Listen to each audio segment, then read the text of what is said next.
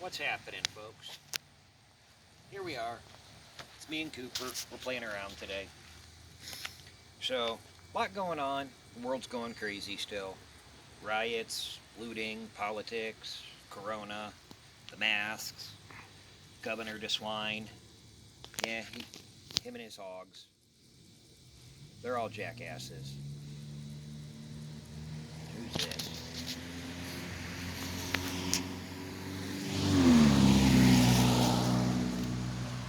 So it's crazy. But here's that. Elections coming up, and well, the day after the election, if Trump wins, they're going to burn down America.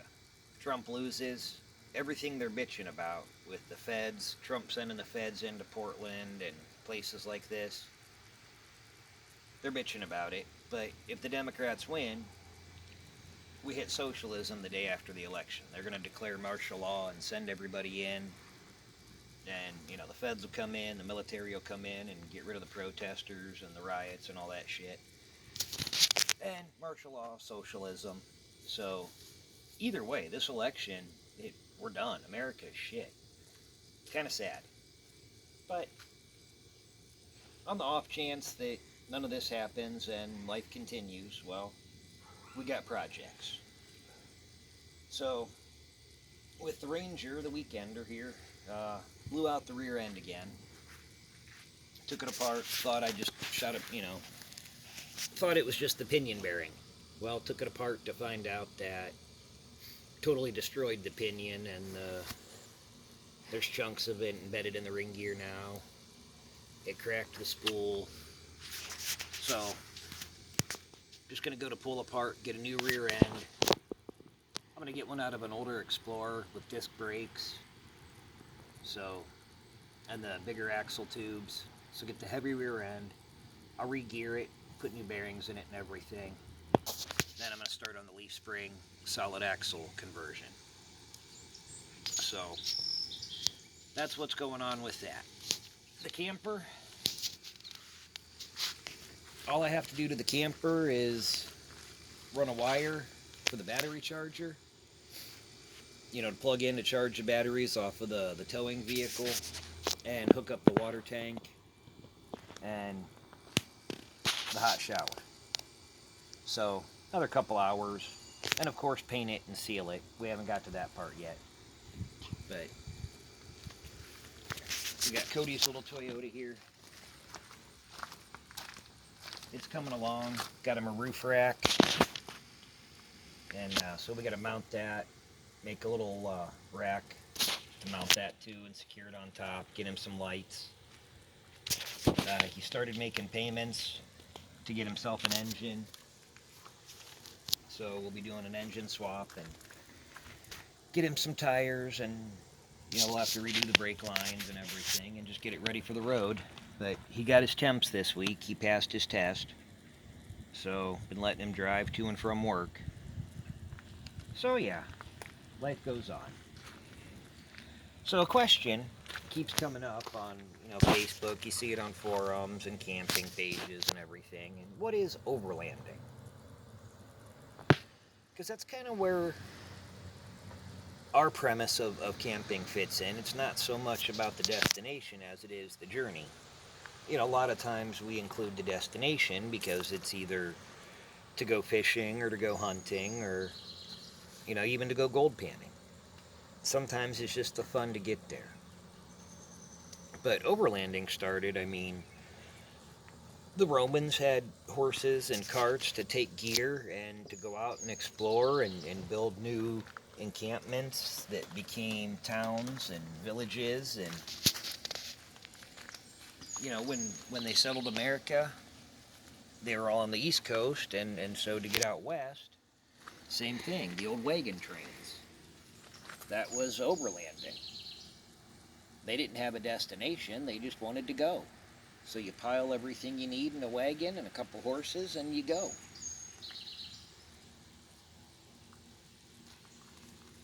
So in modern overlanding, in the East it's kind of hard because, yes, there's national forests and dispersed camping, but it's not as vast as the West, where the forests are bigger and there's BLM land. There's so much more to explore. And my cameraman is going to get fired. Why? He keeps itching and wiggling and dancing. Yes, So, my legs are itchy. And there, we got the phone set down. I don't know perfectly to hold the camera. You just hold it still, buddy. Both hands and still, and you can't be a little squirrel. But you're being a little squirrel.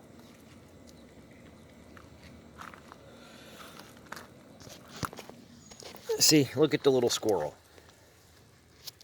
He can't even sit still.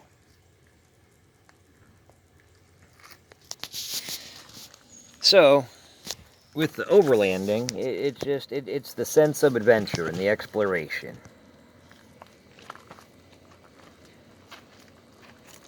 Get over here, boy. So that's what we're building. The self-sufficient type of vehicle where you can camp and have the comforts of home, but not be at home. And should society fail, well, hey, we can just have a great road trip and a camping trip. Pretty much wherever you run out of gas is where you're at. So, keep a full tank in all your vehicles. Make sure you got a bag to get you home or to bug out and to get you where you need to go. Have a plan, have a communication plan. But, man, there's just so much going on politically. The Black Lives Matter, NFAC, all these groups, and once again, it's the reverse racism. They're bitching about oppression, and divide and conquer is the oldest trick in the book. And all they're doing is dividing us further and further and further. And instead of just two groups against each other, there's multiple groups against each other. Nobody can get along. Nobody can agree. It started with this virus and the lockdown shit. Essential and non-essential. That's class warfare, and nobody could see through it. And you throw in some rioting, and it's okay to riot and loot, but it's not okay to go to church. One First Amendment is protected, and the other is a punishable offense. You can riot, but you can't go to church. And this is where it starts. This is the bad. This is the shit of it. How are you going to tell me? And in the 200-some years of American history, we were founded with the unalienable rights granted by our Creator. Now, I don't care what you believe, but you can't argue the fact that the Bible is the oldest history book. So whether you're a Christian, a Muslim, you don't believe, whatever, the fact is, the Bible explains creation. And that's what our founding fathers believed in. They had the foresight. Some of them didn't believe, some of them believed in other things. But commonly, mutually, they decided, the faith in God is the best route and the best course of action to define our country and to set as an example for the American people.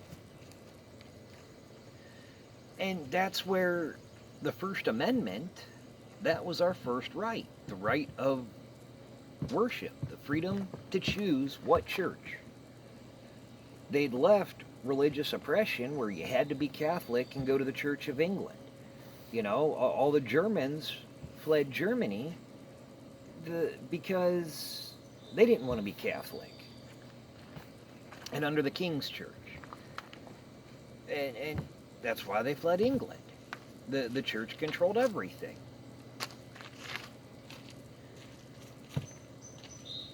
And it's taken how long, and now they're trying to take that away.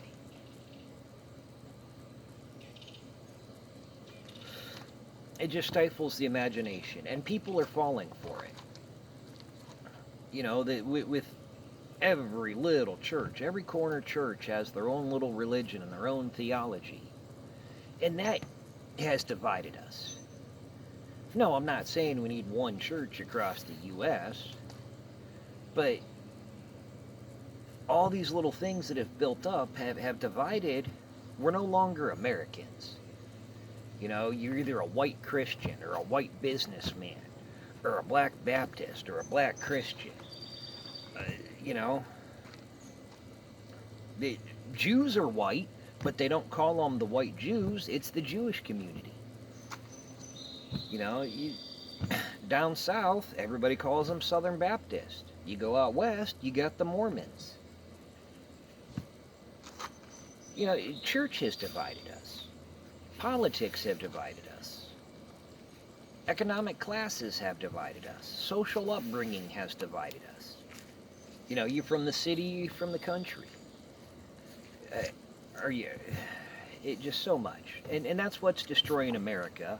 And the powers to be are capitalizing on it to incite a race war. And America is just, well, it's time for a cleansing.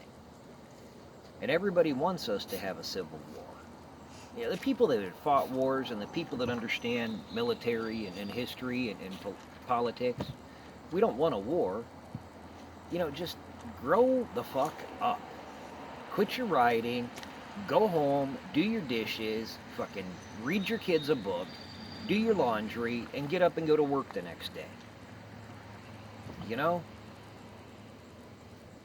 Contribute to America. If you don't like America, then go to France or go to England. Or you want to do Black Lives Matter, then go to Africa. Okay? See how they actually live over there when they're still in huts, when there's still poverty and disease and malnourishment. Let's go to the Far East where it is the Muslim community.